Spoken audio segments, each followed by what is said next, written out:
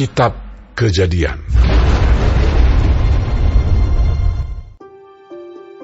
Setelah lewat 2 tahun lamanya, bermimpilah Fir'aun bahwa ia berdiri di tepi sungai Nil. Tampaklah dari sungai Nil itu keluar 7 ekor lembu yang indah bangunnya dan gemuk badannya, lalu memakan rumput yang di tepi sungai itu. Kemudian tampaklah juga 7 ekor lembu yang lain yang keluar dari dalam sungai Nil itu, buruk bangunnya dan kurus badannya, lalu berdiri di samping lembu-lembu yang tadi di tepi sungai itu. Lembu-lembu yang buruk bangunnya dan kurus badannya itu memakan ke-7 ekor lembu yang indah bangunnya dan gemuk itu. Lalu terjagalah Fir'aun. Setelah itu tertidur pulalah ia dan bermimpi kedua kalinya. Tampak timbul dari satu tangkai 7 bulir gandum yang bernas dan baik. Tetapi kemudian tampaklah juga tumbuh 7 bulir gandum yang kurus dan layu oleh angin timur. Bulir yang kurus itu menelan ke-7 bulir yang bernas dan berisi tadi. Lalu terjagalah Fir'aun. Agaknya ia bermimpi. Pada waktu pagi, gelisahlah hatinya. Lalu disuruhnyalah memanggil semua ahli dan semua orang berilmu di Mesir. Fir'aun menceritakan mimpinya kepada mereka, tetapi seorang pun tidak ada yang dapat mengartikannya kepadanya. Lalu berkatalah kepala juru minuman kepada Fir'aun, "Hari ini aku merasa perlu menyebutkan kesalahanku yang dahulu. Waktu itu tuanku Firaun murka kepada pegawai-pegawainya dan menahan aku dalam rumah pengawal istana beserta dengan kepala juru roti. Pada Sabtu malam juga kami bermimpi. Aku dan kepala juru roti itu masing-masing mempunyai mimpi dengan artinya sendiri. Bersama-sama dengan kami ada di sana seorang muda Ibrani, hamba kepala pengawal istana itu. Kami menceritakan mimpi kami kepadanya, lalu diartikannya kepada kami mimpi kami masing-masing. Dan seperti yang diartikannya itu kepada kami, demikianlah pula terjadi. Aku dikembalikan ke dalam pangkatku, dan kepala juru roti itu digantung." Kemudian Fir'aun menyuruh memanggil Yusuf. Segeralah ia dikeluarkan dari tutupan. Ia bercukur dan berganti pakaian, lalu pergi menghadap Fir'aun. Berkatalah Fir'aun kepada Yusuf, "Aku telah bermimpi, dan seorang pun tidak ada yang dapat mengartikannya. Tetapi telah kudengar tentang engkau. Hanya dengan mendengar mimpi saja, engkau dapat mengartikannya." Yusuf menyahut Fir'aun, "Bukan sekali-kali aku, melainkan Allah juga yang akan memberitakan kesejahteraan kepada tuanku Firaun." Lalu berkatalah Fir'aun kepada Yusuf, "Dalam mimpiku itu, aku berdiri di tepi sungai Nil. Lalu tampaklah dari sungai Nil itu keluar 7 ekor lembu yang gemuk badannya dan indah bentuknya, dan makan rumput yang di tepi sungai itu. Tetapi kemudian tampaklah juga keluar 7 ekor lembu yang lain, kulit pemalut tulang, sangat buruk bangunnya, dan kurus badannya. Tidak pernah kulihat yang seburuk itu di seluruh tanah Mesir. Lembu yang kurus dan buruk itu memakan ke-7 ekor lembu gemuk yang mula-mula. Lembu-lembu ini masuk ke dalam perutnya, tetapi walaupun telah masuk ke dalam perutnya, tidaklah kelihatan sedikit pun tandanya. Bangunnya tetap sama buruknya seperti semula. Lalu terjagalah aku. Selanjutnya, dalam mimpiku itu kulihat timbul dari satu tangkai 7 bulir gandum yang berisi dan baik. Tetapi kemudian tampaklah juga tumbuh 7 bulir yang kering, kurus dan layu oleh angin timur. Bulir yang kurus itu memakan ke-7 bulir yang baik tadi. Telah kuceritakan hal ini kepada semua ahli, tetapi seorang pun tidak ada yang dapat menerangkannya kepadaku. Lalu kata Yusuf kepada Fir'aun, Kedua mimpi tuanku Firaun itu sama. Allah telah memberitahukan kepada tuanku Firaun apa yang hendak dilakukannya. Ke-7 ekor lembu yang baik itu ialah 7 tahun, dan ke-7 bulir gandum yang baik itu ialah 7 tahun juga. Kedua mimpi itu sama. Ke-7 ekor lembu yang kurus dan buruk, yang keluar kemudian, maksudnya 7 tahun. Demikian pula ke-7 bulir gandum yang hampa dan layu oleh angin timur itu. Maksudnya akan ada 7 tahun kelaparan. Inilah maksud perkataanku ketika aku berkata kepada tuanku Firaun, Allah telah memperlihatkan kepada tuanku Firaun apa yang hendak dilakukannya.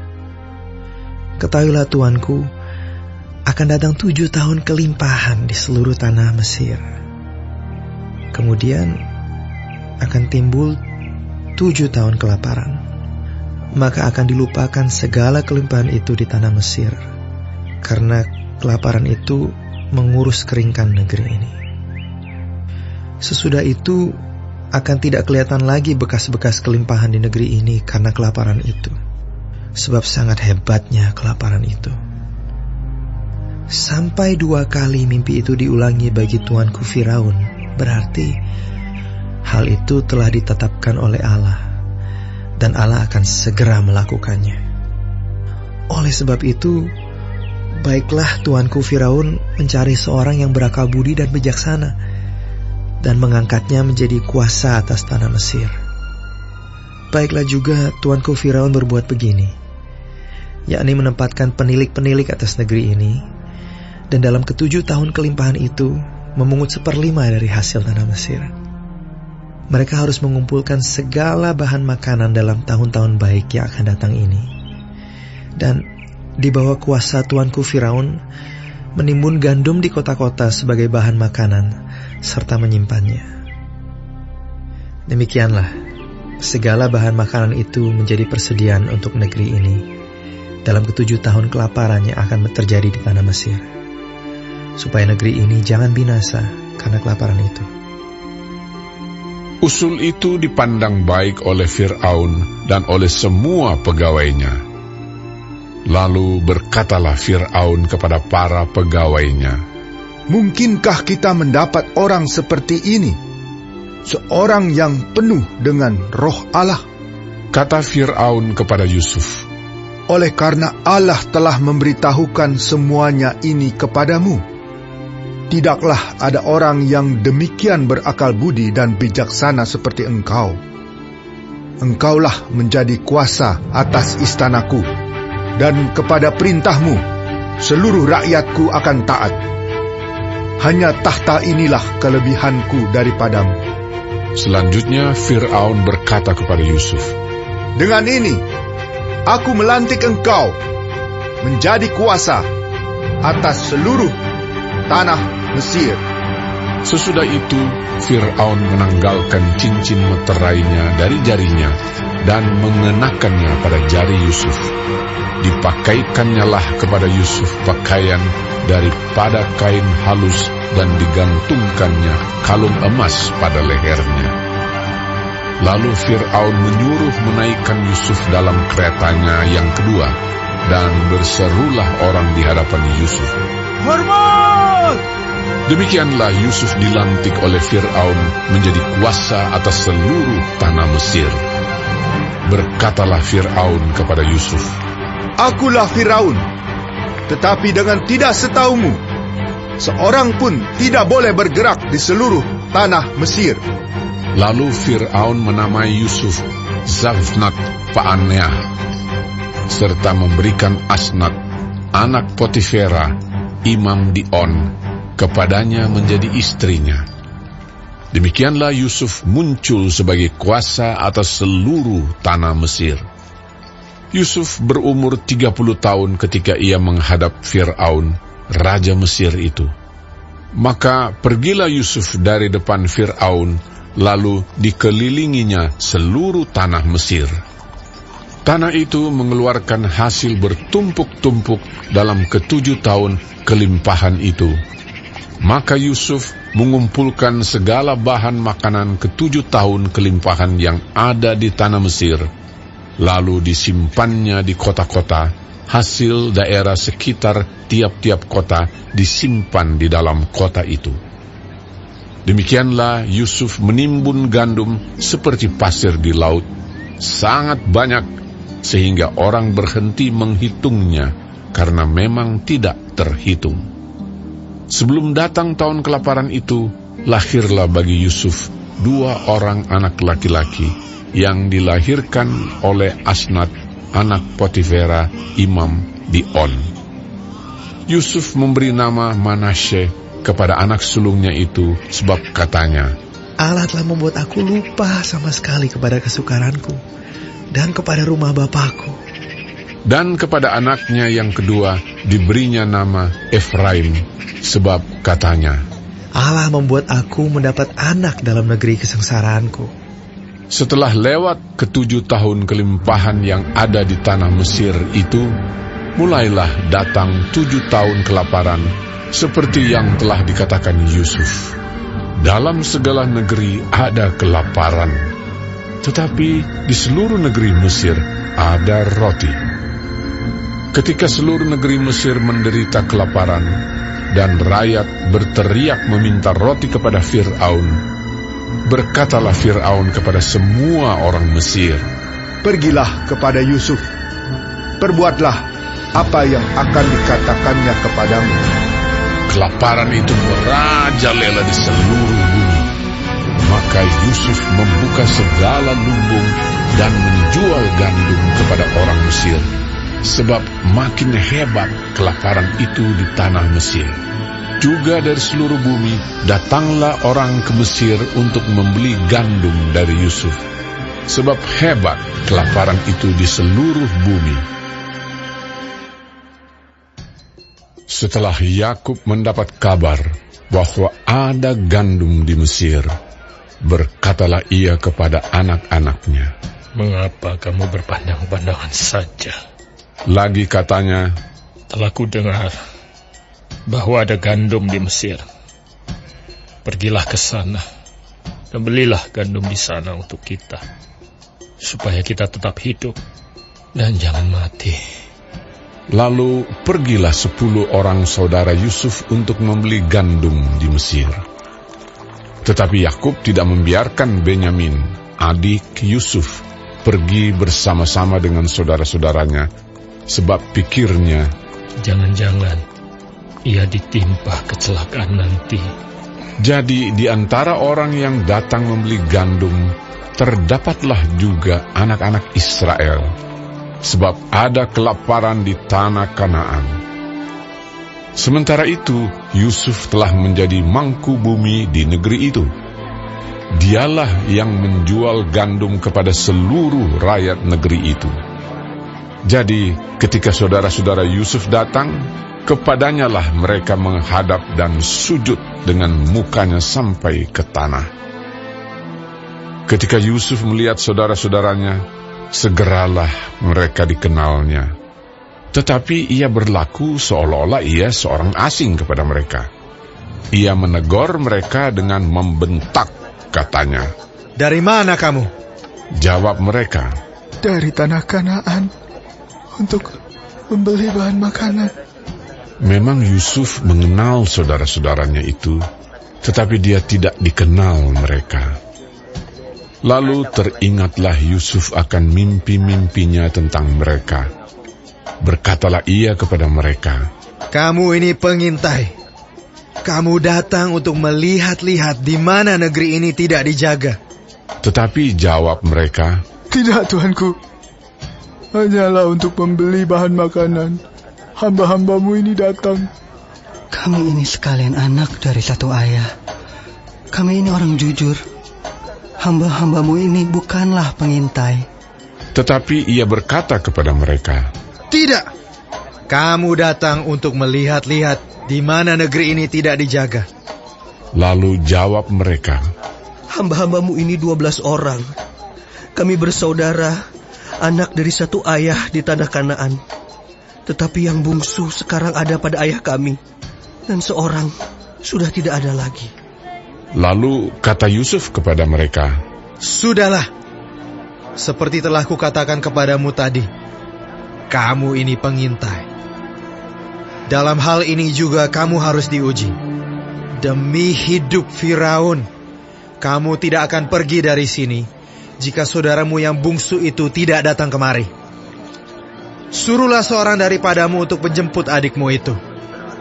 Tetapi kamu ini harus tinggal terkurung di sini. Dengan demikian perkataanmu dapat diuji. Apakah benar? Dan jika tidak, demi hidup Firaun, sungguh-sungguhlah kamu ini pengintai. dan dimasukkannya mereka bersama-sama ke dalam tahanan 3 hari lamanya. Pada hari yang ketiga, berkatalah Yusuf kepada mereka, Buatlah begini, maka kamu akan tetap hidup.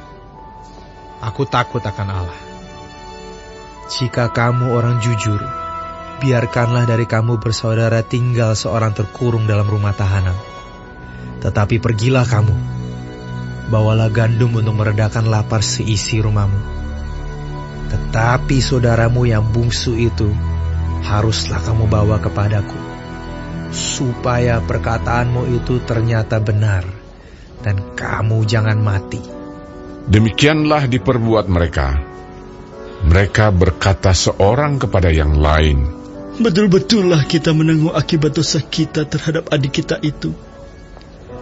Bukankah kita melihat bagaimana sesak hatinya ketika ia memohon belas kasihan kepada kita, tetapi kita tidak mendengarkan permohonannya. Itulah sebabnya kesesakan ini menimpa kita.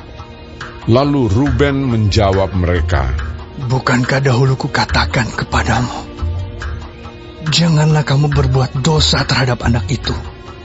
Tetapi kamu tidak mendengarkan perkataanku. Sekarang darahnya dituntut daripada kita.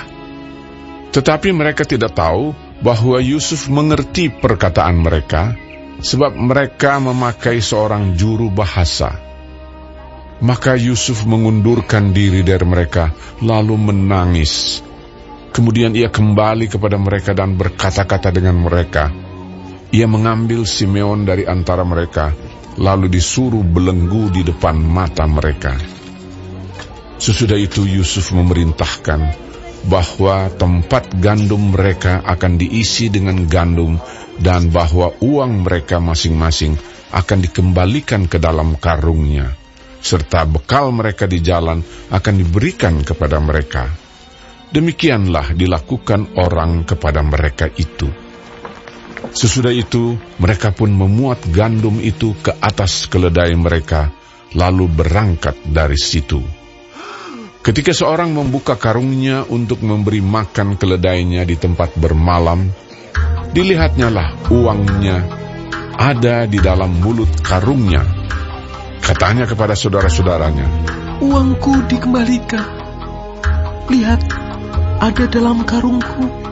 Lalu hati mereka menjadi tawar, dan mereka berpandang-pandangan dengan gemetar, serta berkata, Apakah juga yang diperbuat Allah terhadap kita?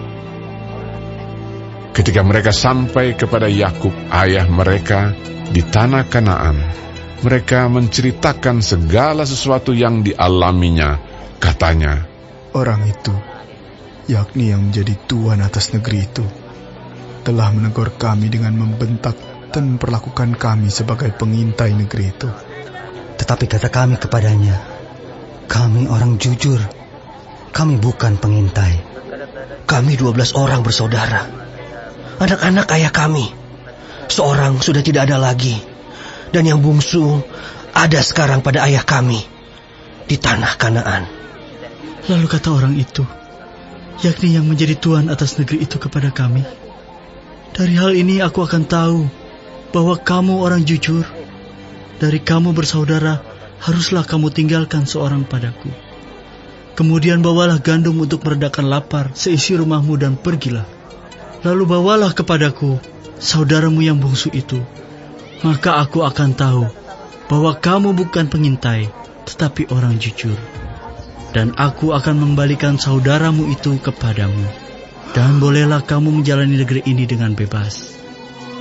Ketika mereka mengosongkan karungnya, tampaklah ada pundi-pundi uang masing-masing dalam karungnya. Dan ketika mereka beserta ayah mereka melihat pundi-pundi uang itu, ketakutanlah mereka. Dan Yakub, ayah mereka, berkata kepadanya, "Kamu membuat aku kehilangan anak-anakku. Yusuf tidak ada lagi, dan Simeon tidak ada lagi. Sekarang Benyamin pun hendak kamu bawa juga. Aku inilah yang menanggung segala-galanya itu." Lalu berkatalah Ruben kepada ayahnya, Kedua anakku laki-laki boleh engkau bunuh, jika ia tidak kubawa kepadamu. Serahkanlah dia ke dalam tanganku, maka dia akan kubawa kembali kepadamu. tetapi jawabnya, Anakku itu tidak akan pergi ke sana bersama-sama dengan kamu, sebab kakaknya telah mati, dan hanya dialah yang tinggal. Jika dia ditimpa kecelakaan di jalan yang akan kamu tempuh, maka tentulah kamu akan menyebabkan aku yang ubanan ini turun ke dunia orang mati karena duka cita.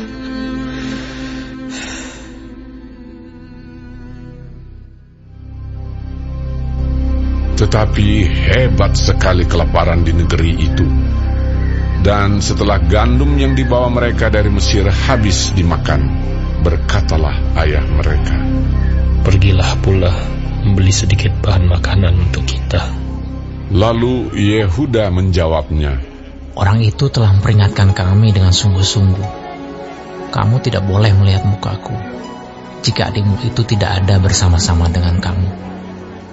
Jika engkau mau biarkan adik kami pergi bersama-sama dengan kami, maka kami mau pergi ke sana dan membeli bahan makanan bagimu. Tetapi jika engkau tidak mau biarkan dia pergi, maka kami tidak akan pergi ke sana. Sebab orang itu telah berkata kepada kami, kamu tidak boleh melihat mukaku jika adikmu itu tidak ada bersama-sama dengan kamu. Lalu berkatalah Israel, Mengapa kamu mendatangkan malapetaka kepadaku dengan memberitahukan kepada orang itu bahwa masih ada adikmu seorang? Jawab mereka, Orang itu telah menanyai kami dengan seksama tentang kami sendiri dan tentang sanak saudara kita. Masih hidupkah ayahmu? Adakah adikmu lagi? Dan kami telah memberitahukan semuanya kepadanya, seperti yang sebenarnya. Bagaimana kami dapat menduga bahwa ia akan berkata, bawalah kemari adikmu itu? Lalu berkatalah Yehuda kepada Israel, ayahnya, Jika terpaksa aku kehilangan anak-anakku, biarlah juga kehilangan. Lalu orang-orang itu mengambil persembahan itu dan mengambil uang 2 kali lipat banyaknya. Beserta Benyamin juga, mereka bersiap dan pergi ke Mesir. Kemudian berdirilah mereka di depan Yusuf. Ketika Yusuf melihat Benyamin bersama-sama dengan mereka, berkatalah ia kepada kepala rumahnya, Bawalah orang-orang ini ke dalam rumah. Sembelihlah seekor hewan dan siapkanlah itu. Sebab orang-orang ini akan makan bersama-sama dengan aku pada tengah hari ini. Orang itu melakukan seperti yang dikatakan Yusuf, dan dibawanyalah orang-orang itu ke dalam rumah Yusuf. Lalu ketakutanlah orang-orang itu karena mereka dibawa ke dalam rumah Yusuf. Kata mereka, Yang menjadi sebab kita dibawa ke sini ialah perkara uang yang dikembalikan ke dalam karung kita pada mulanya itu, supaya kita disergap dan ditangkap, dan supaya kita dijadikan budak. dan keledai kita diambil. Karena itu mereka mendekati kepala rumah Yusuf itu dan berkata kepadanya di depan pintu rumah, Mohon bicara, Tuan. Kami dahulu datang kemari untuk membeli bahan makanan. Tetapi ketika kami sampai ke tempat bermalam dan membuka karung kami, tampaklah uang kami masing-masing dengan tidak kurang jumlahnya ada di dalam mulut kami. Tetapi sekarang kami membawanya kembali. Uang lain kami bawa juga kemari untuk membeli bahan makanan. Kami tidak tahu siapa yang menaruh uang kami itu ke dalam karung kami. Tetapi jawabnya, Tenang sajalah, jangan takut. Allahmu dan Allah Bapamu telah memberikan kepadamu harta terpendam dalam karungmu. Uangmu itu telah kuterima. Kemudian dikeluarkannyalah Simeon dan dibawanya kepada mereka. Setelah orang itu membawa mereka ke dalam rumah Yusuf, diberikannya air supaya mereka membasuh kaki, juga keledai mereka diberinya makan. Sesudah itu mereka menyiapkan persembahannya, menantikan Yusuf datang pada waktu tengah hari, sebab mereka telah mendengar bahwa mereka akan makan di situ. Ketika Yusuf telah pulang, mereka membawa persembahan yang ada pada mereka itu kepada Yusuf di dalam rumah, lalu sujud kepadanya sampai ke tanah. Sesudah itu ia bertanya kepada mereka apakah mereka selamat.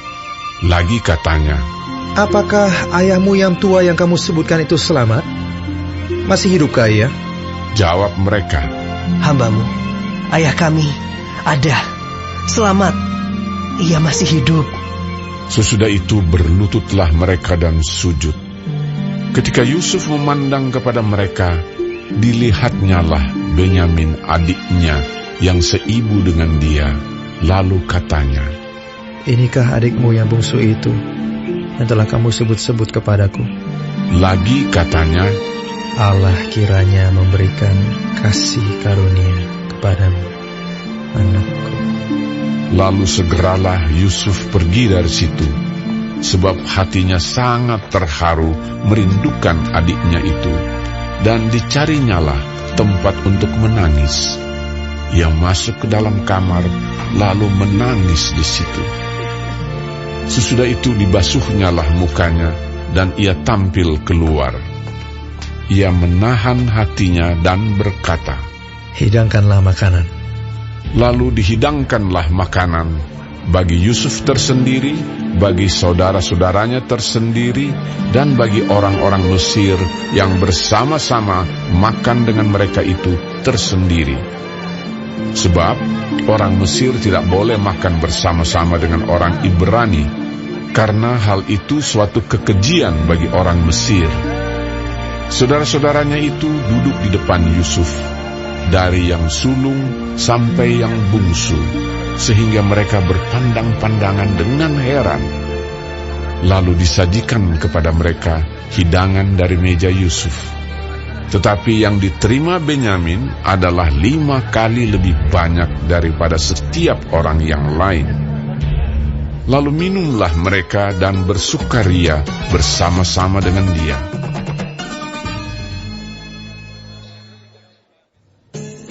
Sesudah itu diperintahkannyalah kepada kepala rumahnya, Isilah karung orang-orang itu dengan gandum, seberapa yang dapat dibawa mereka, dan letakkanlah uang masing-masing di dalam mulut karungnya. Dan pialaku, piala perak itu, taruhlah di dalam mulut karung anak yang bungsu, serta uang pembayar gandumnya juga. Maka diperbuatnyalah seperti yang dikatakan Yusuf. Ketika paginya hari terang tanah, orang melepas mereka beserta keledai mereka. Tetapi baru saja mereka keluar dari kota itu, belum lagi jauh jaraknya, berkatalah Yusuf kepada kepala rumahnya, Bersiaplah, kejarlah orang-orang itu, dan apabila engkau sampai kepada mereka, katakanlah kepada mereka, Mengapa kamu membalas yang baik dengan yang jahat? Bukankah ini piala yang dipakai tuanku untuk minum dan yang biasa dipakainya untuk menelaah. Kamu berbuat jahat dengan melakukan yang demikian. Ketika sampai kepada mereka, diberitakannya kepada mereka perkataan Yusuf itu. Jawab mereka kepadanya, "Mengapa tuanku mengatakan perkataan yang demikian? Jauhlah daripada hamba-hambamu ini untuk berbuat begitu.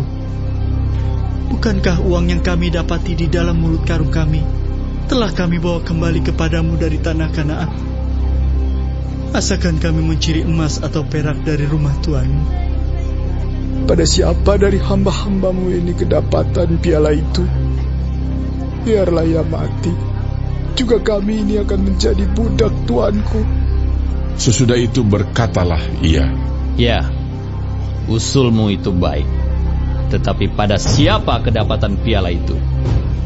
Hanya dialah yang akan menjadi budakku. Dan kamu yang lain itu akan bebas dari salah." Lalu segeralah mereka masing-masing menurunkan karungnya ke tanah dan masing-masing membuka karungnya. Dan kepala rumah itu memeriksanya dengan teliti. Ia mulai dengan yang sulung sampai kepada yang bungsu. Maka kedapatanlah piala itu dalam karung Benyamin. Lalu mereka mengoyakkan jubahnya dan masing-masing memuati keledainya, dan mereka kembali ke kota. Ketika Yehuda dan saudara-saudaranya sampai ke dalam rumah Yusuf, Yusuf masih ada di situ. Sujudlah mereka sampai ke tanah di depannya. Berkatalah Yusuf kepada mereka, "Perbuatan apakah yang kamu lakukan ini? Tidakkah kamu tahu bahwa seorang yang seperti aku ini pasti dapat menelaah?" Sesudah itu berkatalah Yehuda, Apakah yang akan kami katakan kepada tuanku? Apakah yang akan kami jawab? Dan dengan apakah kami akan membenarkan diri kami? Allah telah memperlihatkan kesalahan hamba-hambamu ini. Maka kami ini budak tuanku lah kami, baik kami maupun orang pada siapa kedapatan piala itu. Tetapi jawabnya, "Jauhlah daripadaku untuk berbuat demikian. Pada siapa kedapatan piala itu, dialah yang akan menjadi budakku. Tetapi kamu ini, pergilah kembali dengan selamat kepada ayahmu." Lalu tampillah Yehuda mendekatinya dan berkata, Mohon bicara tuanku. Izinkanlah kiranya hambamu ini mengucapkan sepatah kata kepada tuanku. Dan janganlah kiranya bangkit amarahmu terhadap hambamu ini. Sebab tuanku adalah seperti Firaun sendiri. Tuanku telah bertanya kepada hamba-hambanya ini, masih adakah ayah atau saudara kamu? Dan kami menjawab, tuanku, kami masih mempunyai ayah yang tua dan masih ada anaknya yang muda yang lahir pada masa tuanya. Kakaknya telah mati. Hanya dia sendirilah yang tinggal dari mereka yang seibu. Sebab itu ayahnya sangat mengasihi dia. Lalu tuanku berkata kepada hamba-hambamu ini, bawalah dia kemari kepadaku, supaya mataku memandang dia. Tetapi jawab kami kepada tuanku, anak itu tidak dapat meninggalkan ayahnya. Sebab jika ia meninggalkan ayahnya, tentulah ayah ini mati. Kemudian tuanku berkata kepada hamba-hambamu ini, jika adikmu yang bungsu itu tidak datang kemari bersama-sama dengan kamu, kamu tidak boleh melihat mukaku lagi. Setelah kami kembali kepada hambamu, ayahku, maka kami memberitahukan kepadanya perkataan tuanku itu. Kemudian ayah kami berkata, kembalilah kamu membeli sedikit bahan makanan bagi kita. Tetapi jawab kami tidak dapat pergi ke sana.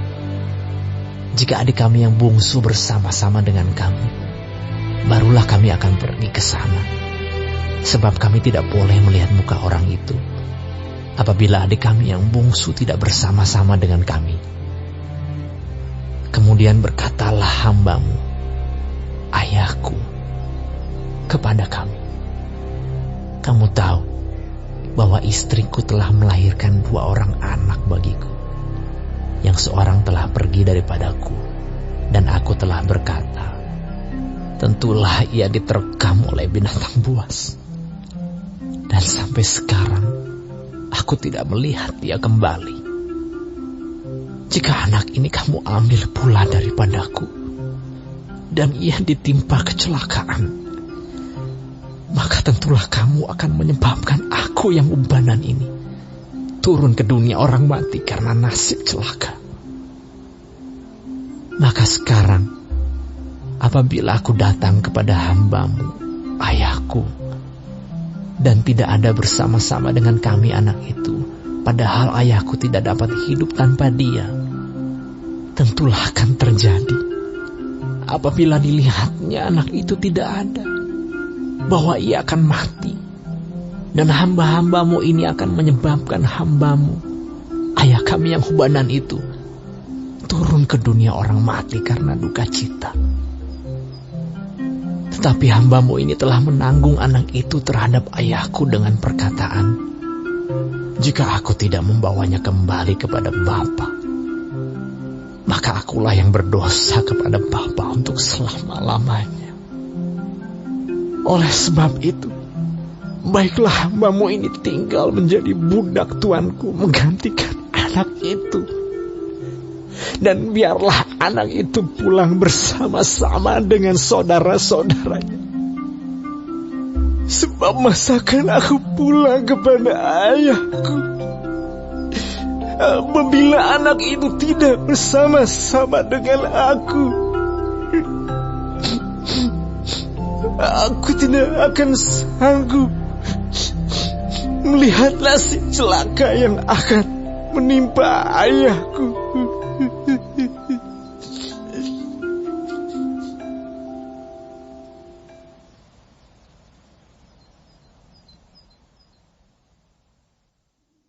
Ketika itu Yusuf tidak dapat menahan hatinya lagi di depan semua orang yang berdiri di dekatnya.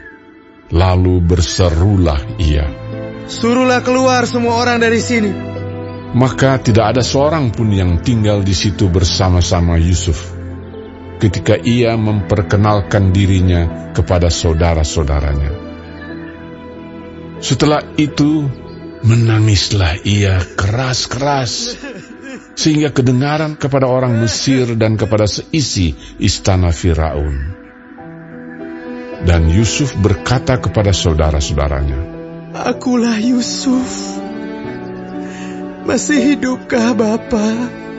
Tetapi saudara-saudaranya tidak dapat menjawabnya, sebab mereka takut dan gemetar menghadapi dia. Lalu kata Yusuf kepada saudara-saudaranya itu, "Marilah dekat-dekat." Maka mendekatlah mereka. Katanya lagi, "Akulah Yusuf, saudaramu yang kamu jual ke Mesir. Tetapi sekarang janganlah bersusah hati, dan janganlah menyesali diri, karena kamu menjual aku ke sini.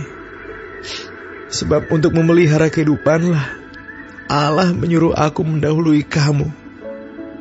Karena telah 2 tahun ada kelaparan dalam negeri ini, dan selama 5 tahun lagi orang tidak akan membajak atau menuai.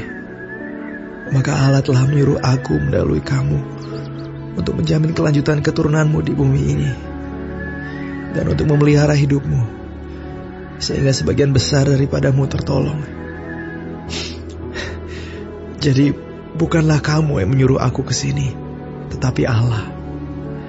Dialah yang telah menempatkan aku sebagai bapa bagi Firaun dan tuan atas seluruh istananya, dan sebagai kuasa atas seluruh tanah Mesir. Segeralah kamu kembali kepada Bapa dan katakanlah kepadanya, beginilah kata Yusuf anakmu, Allah telah menempatkan aku sebagai tuan atas seluruh Mesir. Datanglah mendapatkan aku, janganlah tunggu-tunggu.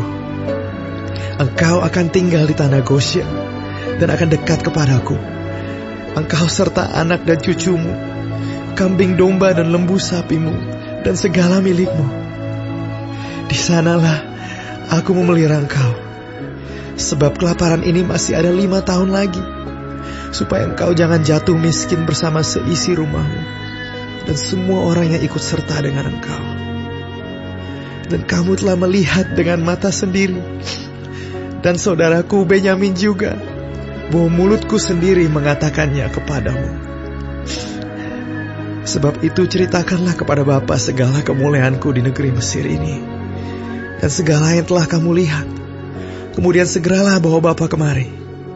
Lalu dipeluknyalah leher Benyamin, adiknya itu, dan menangislah ia, dan menangis pula lah Benyamin pada bahu Yusuf. Yusuf mencium semua saudaranya itu dengan mesra, dan ia menangis sambil memeluk mereka.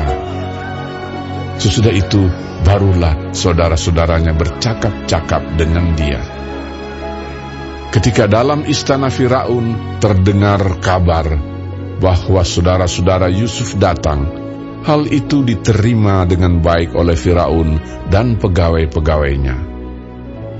Lalu berkatalah Firaun kepada Yusuf, "Katakanlah kepada saudara-saudaramu, buatlah begini, muatilah binatang-binatangmu dan pergilah ke tanah Kanaan.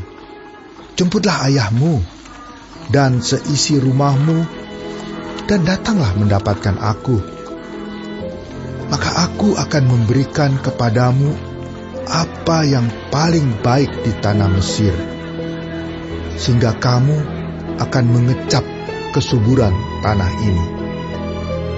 Selanjutnya, engkau mendapat perintah mengatakan kepada mereka, buatlah begini, bawalah kereta dari tanah Mesir untuk anak-anakmu dan istri-istrimu. Jemputlah ayahmu dari sana dan datanglah kemari. Janganlah kamu merasa sayang meninggalkan barang-barangmu, sebab apa yang paling baik di seluruh tanah Mesir ini adalah milikmu." Demikianlah dilakukan oleh anak-anak Israel itu. Yusuf memberikan kereta kepada mereka menurut perintah Firaun. Juga diberikan kepada mereka bekal di jalan. Kepada mereka masing-masing diberikannya sepotong pesalin, dan kepada Benyamin diberikannya 300 uang perak dan 5 potong pesalin. Di samping itu kepada ayahnya dikirimkannya 10 ekor keledai jantan, dimuati dengan apa yang paling baik di Mesir. Lagi pula 10 ekor keledai betina dimuati dengan gandum dan roti dan makanan untuk ayahnya dalam perjalanan. Kemudian ia melepas saudara-saudaranya serta berkata kepada mereka, "Janganlah berbantah-bantah di jalan." Demikianlah mereka pergi dari tanah Mesir dan sampai di tanah Kanaan kepada Yakub ayah mereka. Mereka menceritakan kepadanya, Yusuf masih hidup. Bahkan dialah yang menjadi kuasa atas seluruh tanah Mesir. Tetapi hati Yakub tetap dingin, sebab ia tidak dapat mempercayai mereka. Tetapi ketika mereka menyampaikan kepadanya segala perkataan yang diucapkan Yusuf, dan ketika dilihatnya kereta yang dikirim oleh Yusuf untuk menjemputnya, maka bangkitlah kembali semangat Yakub, ayah mereka itu. Kata Yakub, "Cukuplah itu. Anakku Yusuf masih hidup. Aku mau pergi lihatnya sebelum aku mati."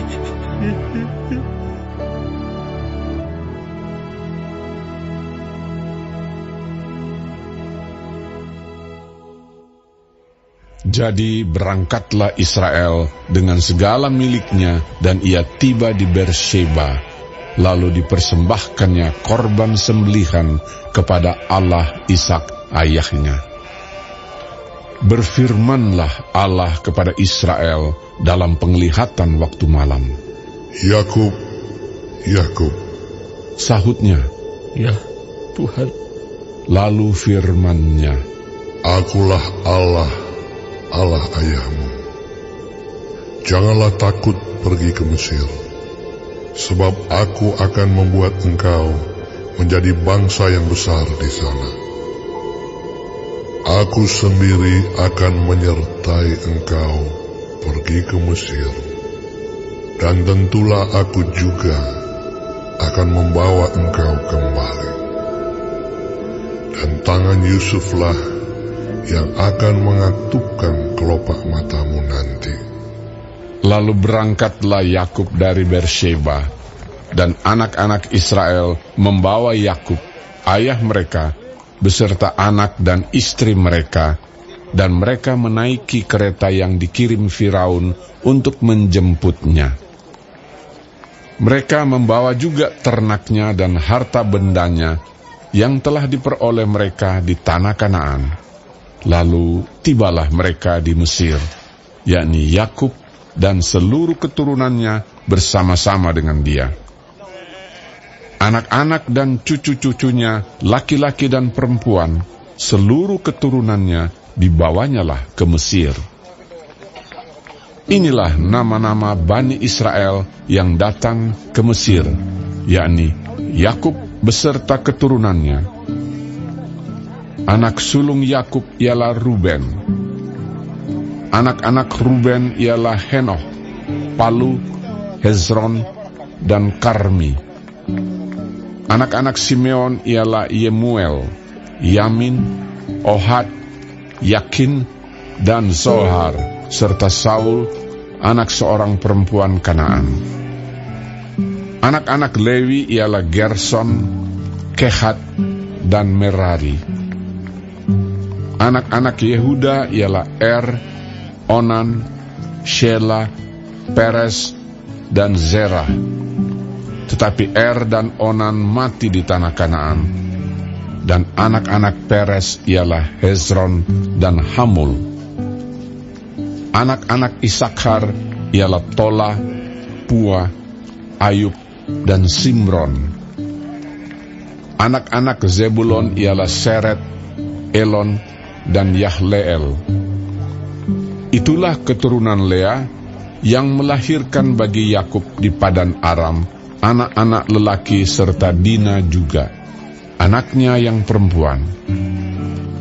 Jadi seluruhnya, laki-laki dan perempuan, berjumlah 33 jiwa. Anak-anak Gad ialah Zifion, Hagi, Shuni, Ezbon, Eri, Arodi, dan Areli. Anak-anak Asher ialah Yimna, Yiswa, Yiswi, dan Beria.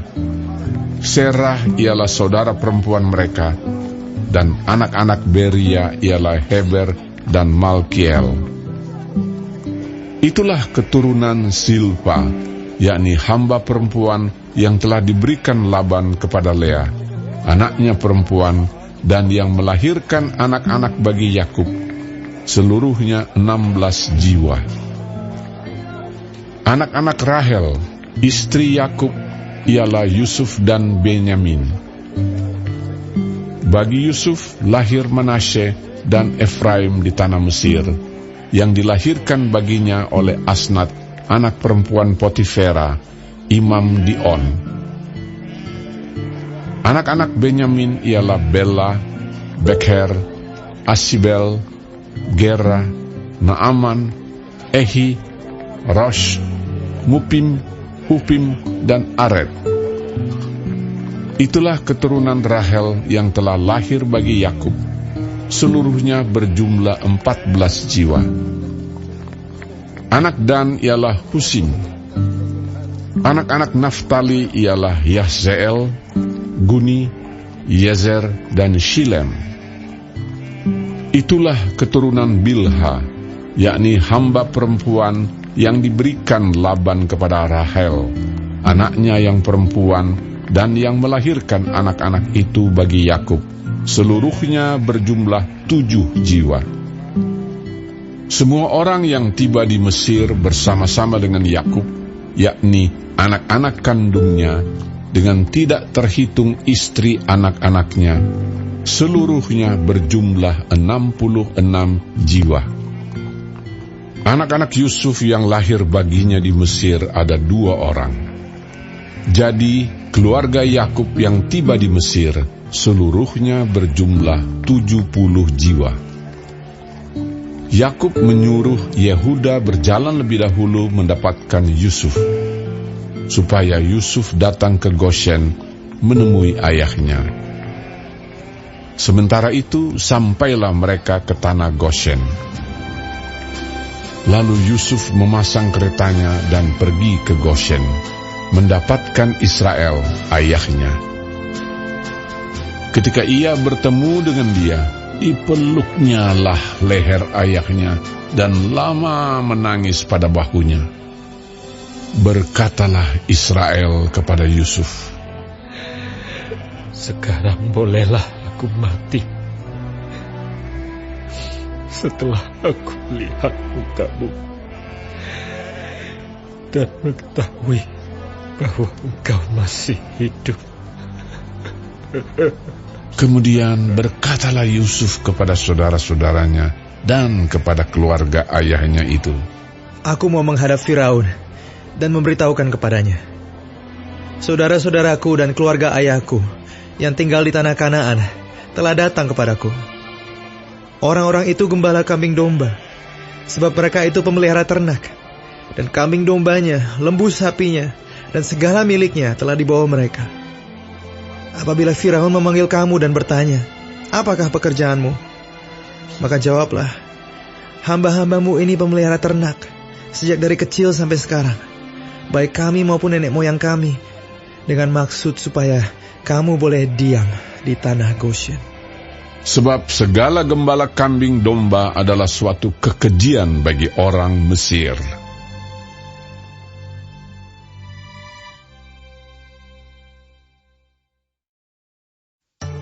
Kemudian pergilah Yusuf memberitahukan kepada Firaun, "Ayahku dan saudara-saudaraku beserta kambing dombanya, lembu sapinya, dan segala miliknya telah datang dari tanah Kanaan, dan sekarang mereka ada di tanah Goshen." Dari antara saudara-saudaranya itu dibawanya 5 orang menghadap Firaun. Firaun bertanya kepada saudara-saudara Yusuf itu, "Apakah pekerjaanmu?" Jawab mereka kepada Firaun, "Hamba-hambamu ini gembala domba, baik kami maupun nenek moyang kami." Lagi kata mereka kepada Firaun, "Kami datang untuk tinggal di negeri ini sebagai orang asing, sebab tidak ada lagi padang rumput untuk kumpulan ternak hamba-hambamu ini. Karena hebat kelaparan itu di tanah Kanaan, maka sekarang izinkanlah hamba-hambamu ini menetap di tanah Goshen." Lalu berkatalah Firaun kepada Yusuf, "Ayahmu dan saudara-saudaramu telah datang kepadamu. Tanah Mesir ini terbuka untukmu. Tunjukkanlah kepada ayahmu dan kepada saudara-saudaramu tempat menetap di tempat yang terbaik dari negeri ini. Biarlah mereka diam di tanah Goshen. Dan jika engkau tahu di antara mereka orang-orang yang tangkas, tempatkanlah mereka menjadi pengawas ternakku." Yusuf membawa juga Yakub, ayahnya, menghadap Firaun. Lalu Yakub memohonkan berkat bagi Firaun. Kemudian bertanyalah Firaun kepada Yakub, "Sudah berapa tahun umurmu?" Jawab Yakub kepada Firaun, "Tahun-tahun pengembaranku sebagai orang asing berjumlah 130 tahun. Tahun-tahun hidupku itu sedikit saja dan buruk adanya, tidak mencapai umur nenek moyangku, yakni jumlah tahun mereka mengembara sebagai orang asing." Lalu Yakub memohonkan berkat bagi Firaun. Sesudah itu keluarlah ia dari depan Firaun. Yusuf menunjukkan kepada ayahnya dan saudara-saudaranya tempat untuk menetap dan memberikan kepada mereka tanah milik di tanah Mesir, di tempat yang terbaik di negeri itu, di tanah Rameses, seperti yang diperintahkan Firaun. Dan Yusuf memelihara ayahnya, saudara-saudaranya, dan seisi rumah ayahnya dengan makanan menurut jumlah anak-anak mereka. Di seluruh negeri itu tidak ada makanan, sebab kelaparan itu sangat hebat, sehingga seisi tanah Mesir dan tanah Kanaan lemah lesu karena kelaparan itu. Maka Yusuf mengumpulkan segala uang yang terdapat di tanah Mesir dan di tanah Kanaan, yakni uang pembayar gandum yang dibeli mereka. Dan Yusuf membawa uang itu ke dalam istana Firaun. Setelah habis uang di tanah Mesir dan di tanah Kanaan, datanglah semua orang Mesir menghadap Yusuf serta berkata, "Berilah makanan kepada kami. Mengapa kami harus mati di depanmu? Sebab tidak ada lagi uang." Jawab Yusuf, "Jika tidak ada lagi uang, berilah ternakmu. Maka aku akan memberi makanan kepadamu sebagai ganti ternakmu itu." Lalu mereka membawa ternaknya kepada Yusuf, dan Yusuf memberi makanan kepada mereka ganti kuda, kumpulan kambing domba, dan kumpulan lembu sapi, dan keledainya. Jadi disediakannyalah bagi mereka makanan ganti segala ternaknya pada tahun itu.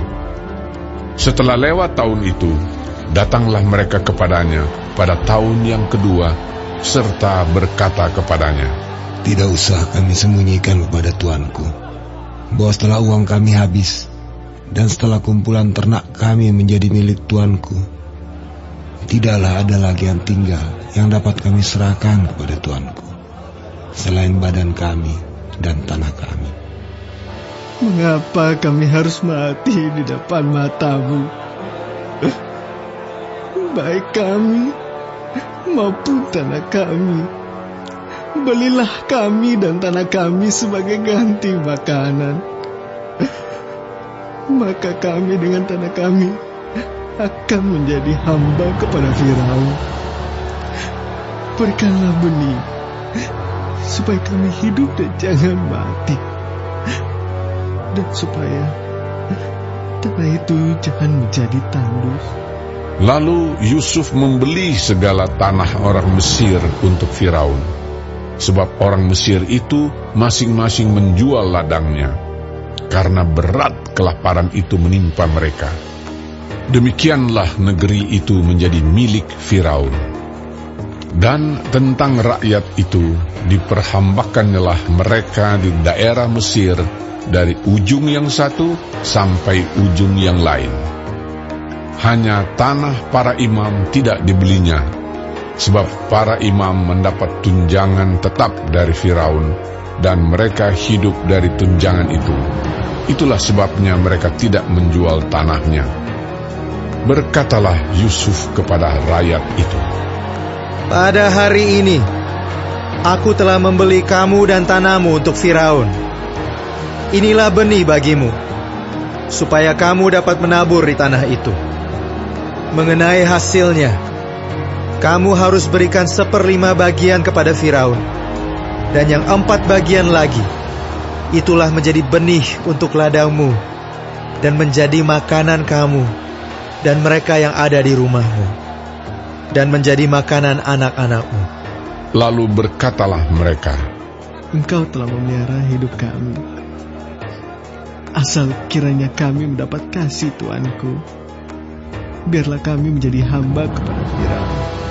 Yusuf membuat hal itu menjadi suatu ketetapan mengenai tanah di Mesir sampai sekarang, yakni bahwa 1/5 dari hasilnya menjadi milik Firaun. Hanya tanah para imam tidak menjadi milik Firaun. Maka diamlah Israel di tanah Mesir, di tanah Goshen, dan mereka menjadi penduduk di situ. Mereka beranak cucu dan sangat bertambah banyak. Dan Yakub masih hidup 17 tahun di tanah Mesir, maka umur Yakub, yakni tahun-tahun hidupnya, menjadi 147 tahun. Ketika hampir waktunya bahwa Israel akan mati, dipanggilnyalah anaknya Yusuf dan berkata kepadanya, "Jika aku mendapat kasih-Mu, letakkanlah kiranya tangan-Mu di bawah pangkal pahaku, dan bersumpahlah bahwa Engkau akan menunjukkan kasih dan setia kepadaku. Janganlah kiranya kuburkan aku di Mesir, karena aku mau mendapat perhentian bersama-sama dengan nenek moyangku. Sebab itu angkutlah aku dari Mesir, dan kuburkanlah aku dalam kubur mereka." Jawabnya, "Aku akan berbuat seperti katamu itu." Kemudian kata Yakub, "Bersumpahlah kepadaku." Maka Yusuf pun bersumpah kepadanya. Lalu sujudlah Israel di sebelah kepala tempat tidurnya.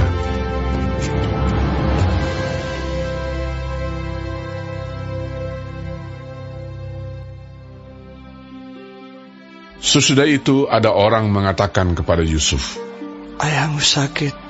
Lalu dibawanyalah kedua anaknya, Manasye dan Efraim.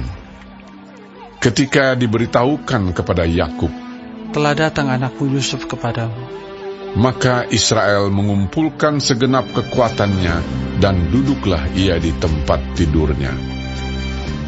Berkatalah Yakub kepada Yusuf, "Allah yang Maha Kuasa telah menampakkan diri kepadaku di Luz, di tanah Kanaan, dan memberkati aku, serta berfirman kepadaku, Akulah yang membuat engkau beranak cucu, dan aku akan membuat engkau bertambah banyak dan menjadi sekumpulan bangsa-bangsa.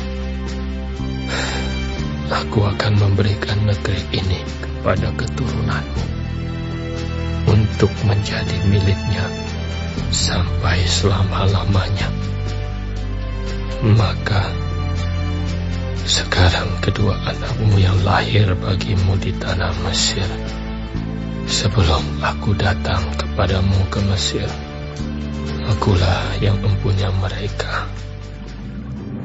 Akulah yang akan mempunyai Efraim dan Manasye, sama seperti Ruben dan Simeon. Dan keturunanmu yang kau peroleh sesudah mereka, engkaulah yang mempunyai. Tetapi dalam pembagian warisan, nama mereka akan disebutkan berdasarkan nama kedua saudaranya itu. Kalau aku pada waktu perjalananku dari Padan, aku kematian Rahel di tanah Kanaan di jalan, ketika kami tidak berapa jauh lagi dari Efrata, dan aku menguburkannya di sana, di sisi jalan ke Efrata, yaitu Bethlehem. Ketika Israel melihat anak-anak Yusuf itu, bertanyalah ia, "Siapakah ini?" Jawab Yusuf kepada ayahnya, "Inilah anak-anakku yang telah diberikan Allah kepadaku di sini." Maka kata Yakub, "Dekatkanlah mereka kepadaku, supaya aku berkati mereka." Adapun mata Israel telah kabur karena tuanya, jadi ia tidak dapat lagi melihat. Kemudian Yusuf mendekatkan mereka kepada ayahnya, dan mereka dicium serta didekat oleh ayahnya. Lalu berkatalah Israel kepada Yusuf, "Tidak kusangka-sangka bahwa aku akan melihat mukamu lagi. Tetapi sekarang Allah bahkan memberi aku melihat keturunanmu." Lalu Yusuf menarik mereka dari antara lutut ayahnya, dan ia sujud dengan mukanya sampai ke tanah. Setelah itu Yusuf memegang mereka keduanya, dengan tangan kanan dipegangnya Efraim, yaitu di sebelah kiri Israel, dan dengan tangan kiri Manasye, yaitu di sebelah kanan Israel. Lalu didekatkannyalah mereka kepadanya. Tetapi Israel mengulurkan tangan kanannya dan meletakkannya di atas kepala Efraim, walaupun ia yang bungsu, dan tangan kirinya di atas kepala Manasye. Jadi tangannya bersilang, walaupun Manasye yang sulung. Sesudah itu diberkatinyalah Yusuf, katanya, nenekku dan ayahku, Abraham dan Ishak, telah hidup di hadapan Allah. Allah itu sebagai Allah yang telah menjadi gembalaku selama hidupku sampai sekarang, dan sebagai malaikat yang telah melepaskan aku dari segala bahaya. Dialah kiranya yang memberkati orang-orang muda ini, sehingga namaku serta nama nenek dan bapakku, Abraham dan Ishak, termasyhur oleh karena mereka, dan sehingga mereka bertambah-tambah menjadi jumlah yang besar di bumi. Ketika Yusuf melihat bahwa ayahnya meletakkan tangan kanannya di atas kepala Efraim, hal itu dipandangnya tidak baik. Lalu dipegangnya tangan ayahnya untuk memindahkannya dari atas kepala Efraim ke atas kepala Manasye. Katanya kepada ayahnya, "Janganlah demikian, ayahku, sebab inilah yang sulung. Letakkanlah tangan kananmu ke atas kepalanya." Tetapi ayahnya menolak, katanya, "Aku tahu, anakku, aku tahu. Ia juga akan menjadi suatu bangsa, dan ia juga akan menjadi besar kuasanya. Walaupun begitu, adiknya akan lebih besar kuasanya daripadanya, dan keturunan adiknya itu akan menjadi sejumlah besar bangsa-bangsa." Lalu diberkatinyalah mereka pada waktu itu, katanya, "Dengan menyebutkan namamu lah orang Israel akan memberkati. Demikian Allah kiranya membuat engkau seperti Efraim dan seperti Manasye." Demikianlah didahulukannya Efraim daripada Manasye. Kemudian berkatalah Israel kepada Yusuf, "Tak lama lagi aku akan mati, tapi Allah akan menyertai kamu dan membawa kamu kembali ke negeri nenek moyangmu. Dan sekarang aku memberikan kepadamu sebagai kelebihanmu daripada saudara-saudaramu suatu punggung gunung yang kurebut dengan pedang dan panahku dari tangan orang Amori."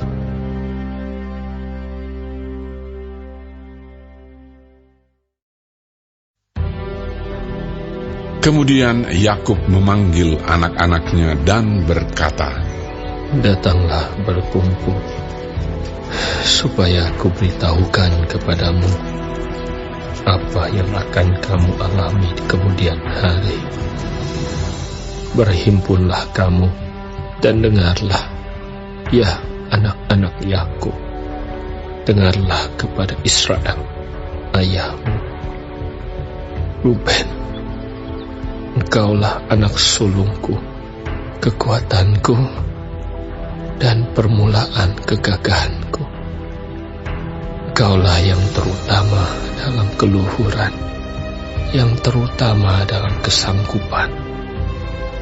Engkau yang membual sebagai air, tidak lagi engkau yang terutama, sebab engkau telah menaiki tempat tidur ayahmu.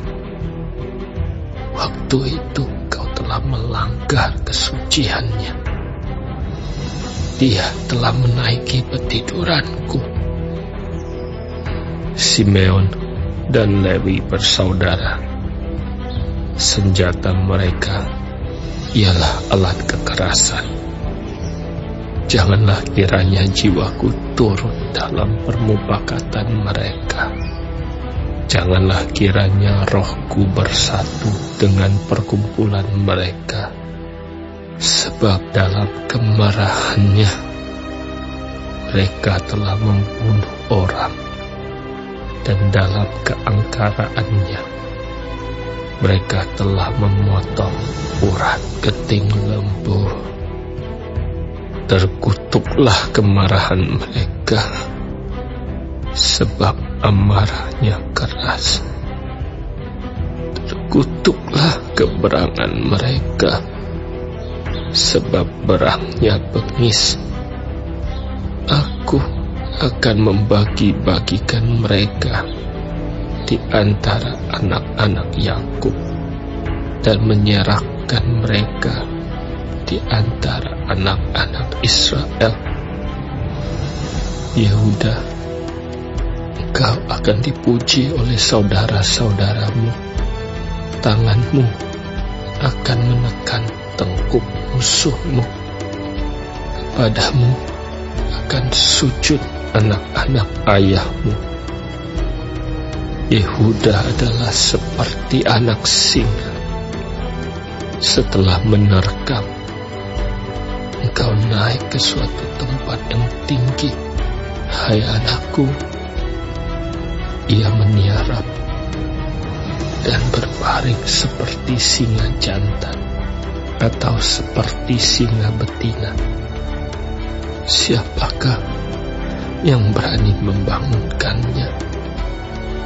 Tongkat kerajaan tidak akan beranjak dari Yehuda, ataupun lambang pemerintahan dari antara kakinya, sampai dia datang yang berhak atasnya. Maka kepadanya akan takluk bangsa-bangsa. Ia akan menambatkan keledainya pada pohon anggur, dan anak keledainya pada pohon anggur pilihan. Ia akan mencuci pakaiannya dengan anggur, dan bajunya dengan darah buah anggur. Matanya akan merah karena anggur, dan giginya akan putih karena susu.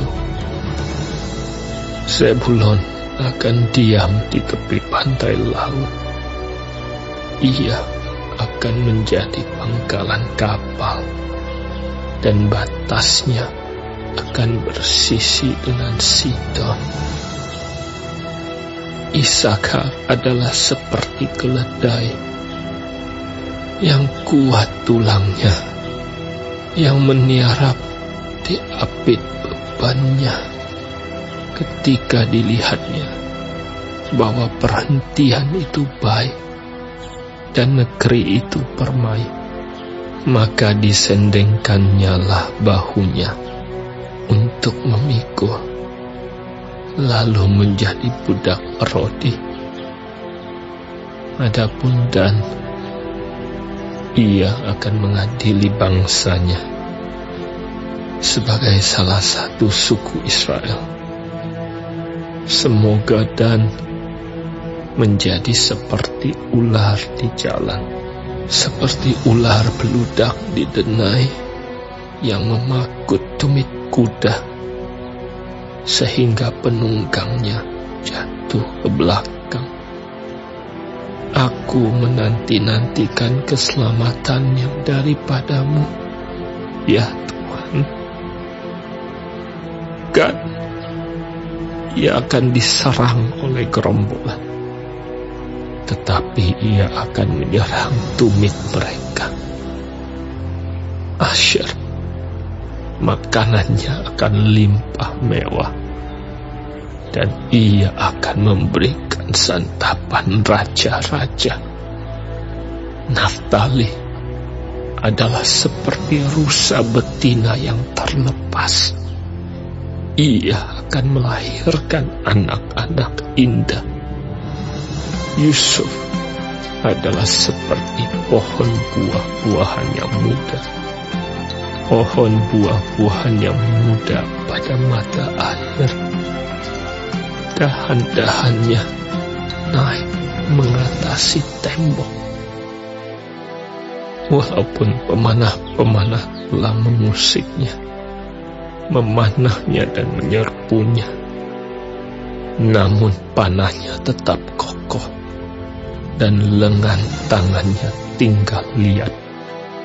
Oleh pertolongan yang maha kuat pelindung Yakub, oleh sebab gembalanya gunung batu Israel, oleh Allah ayahmu yang akan menolong engkau, dan oleh Allah yang maha kuasa yang akan memberkati engkau dengan berkat dari langit di atas, dengan berkat samudra raya yang letaknya di bawah, dengan berkat buah dada dan kandungan. Berkat ayahmu melebihi berkat gunung-gunung yang sejak dahulu, yakni yang paling sedap di bukit-bukit yang berabad-abad. Semuanya itu akan turun ke atas kepala Yusuf, ke atas batu kepala orang yang teristimewa di antara saudara-saudaranya. Benyamin adalah seperti serigala yang menerkam. Pada waktu pagi ia memakan mangsanya, dan pada waktu petang ia membagi-bagi rampasannya. Itulah semuanya suku Israel, 12 jumlahnya. Dan itulah yang dikatakan ayahnya kepada mereka ketika ia memberkati mereka. Tiap-tiap orang diberkatinya dengan berkat yang diuntukkan kepada mereka masing-masing. Kemudian berpesanlah Yakub kepada mereka, apabila aku nanti dikumpulkan kepada kaum leluhurku, kuburkanlah aku di sisi nenek moyangku dalam gua yang di ladang Efron orang Het itu, dalam gua yang di ladang Makpela di sebelah timur Makmre di tanah Kanaan, ladang yang telah dibeli Abraham dari Efron orang Het itu untuk menjadi kuburan milik. Disitulah dikuburkan Abraham beserta Sarah istrinya. Disitulah dikuburkan Ishak beserta Ribka istrinya, dan disitulah juga kukuburkan Lea. Ladang dengan gua yang ada di sana telah dibeli dari orang Het. Setelah Yakub selesai berpesan kepada anak-anaknya, ditariknyalah kakinya ke atas tempat berbaring, dan meninggallah ia. Maka ia dikumpulkan kepada kaum leluhurnya.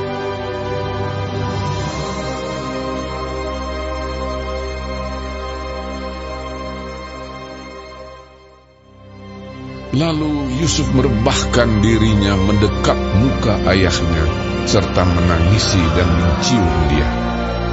Dan Yusuf memerintahkan kepada tabib-tabib, yaitu hamba-hambanya, untuk merempah-rempahi mayat ayahnya. Maka tabib-tabib itu merempah-rempahi mayat Israel. Hal itu memerlukan 40 hari lamanya. sebab demikianlah lamanya waktu yang diperlukan untuk merempah-rempahi, dan orang Mesir menangisi dia 70 hari lamanya.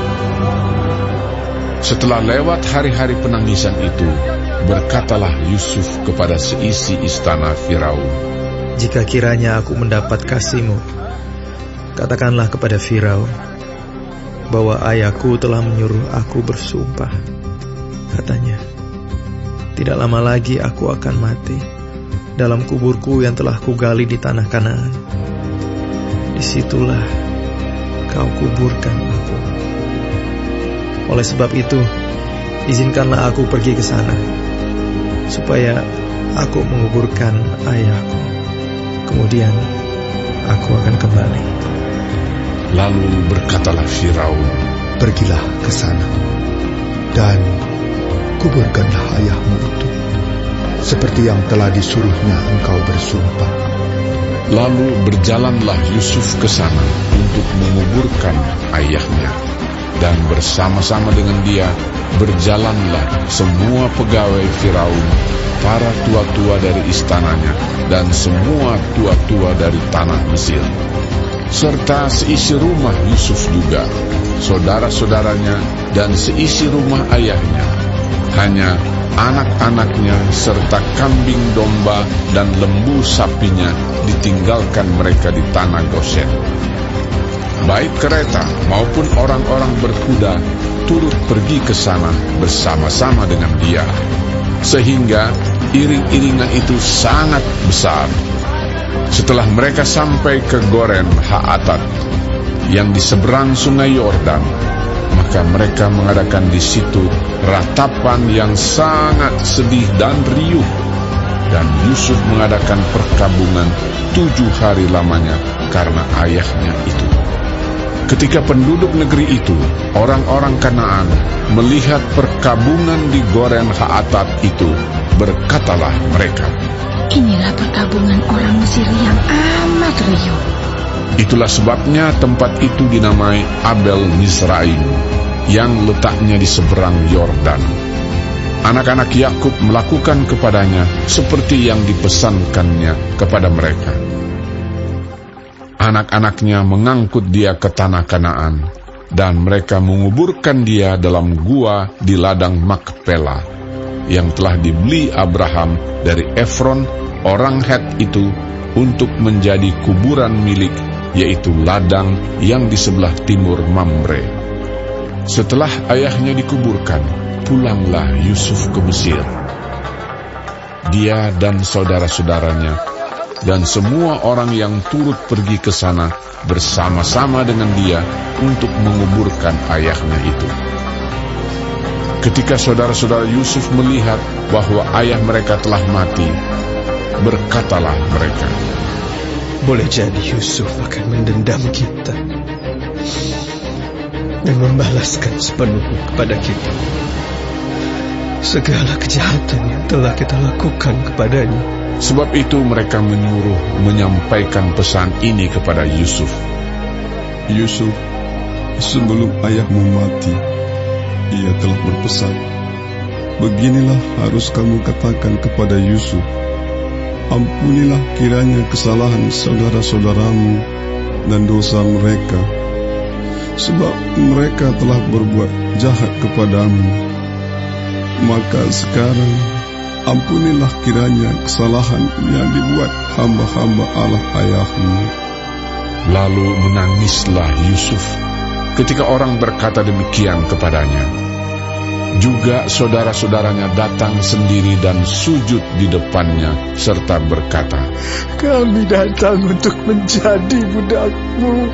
Tetapi Yusuf berkata kepada mereka, "Janganlah takut, sebab aku inikah pengganti Allah.